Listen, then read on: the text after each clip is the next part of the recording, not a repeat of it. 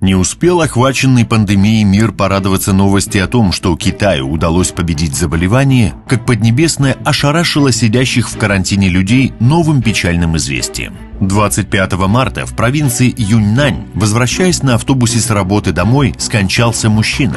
Казалось, за последние дни мир уже привык к неожиданным смертям. Однако эта новость, тем не менее, произвела эффект разорвавшейся бомбы. Дело в том, что к летальному исходу в данном случае привел не COVID-19, а совершенно новый вид вируса, который ранее передавался исключительно грызунами.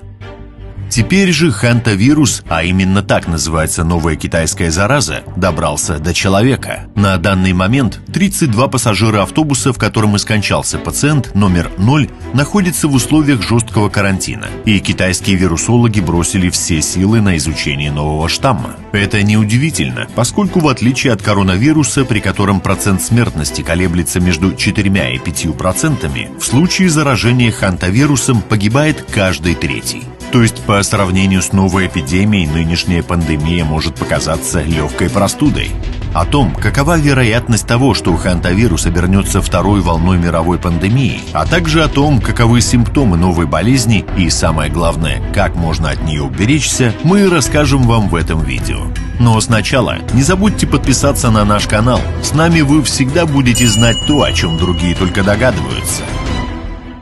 Так же, как и причина нынешнего карантина, хантавирус или хантавирусный легочный синдром по основным симптомам напоминает грипп или пневмонию. Основными признаками заболевания являются в первую очередь затрудненное дыхание, которое сопровождается головными болями, повышенной температурой, общей слабостью и пищеварительными расстройствами. Но достаточно быстро сопутствующие симптомы отходят на второй план, и основной проблемой становится невозможность нормально дышать. К сожалению, на сегодняшний день вакцины от хантавируса не существует, и единственным способом лечения острой формы болезни является вентиляция легких. Но самое страшное, как мы уже говорили, это то, что процент смертности в случае хантавируса составляет ужасающий 1 к 3.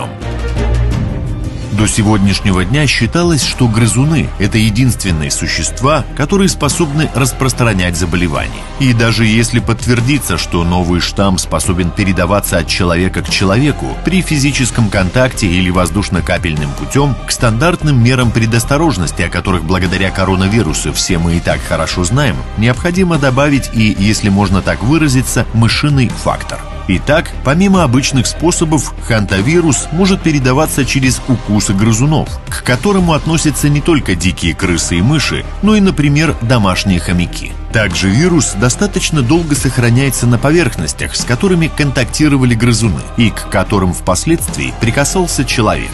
И особое внимание необходимо уделять воде и продуктам питания. В случае малейшего подозрения, что мыши или крысы могли пробежать даже по упакованному продукту, его необходимо немедленно уничтожить.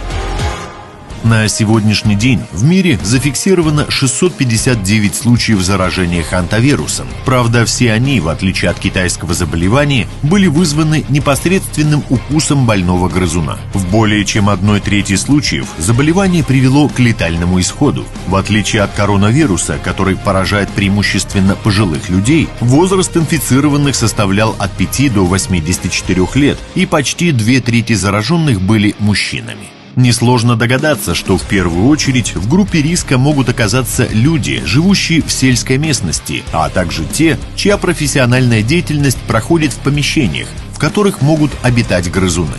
Однако даже городские обитатели многоэтажных домов тоже не могут чувствовать себя в полной безопасности. Живущая в подвале крыса, выбегающая из своего логова исключительно по ночам, вполне может стать переносчиком инфекции. Кроме того, хантавирус может передаваться и более крупным животным, например, домашним кошкам, в том случае, если они поймали зараженную мышь.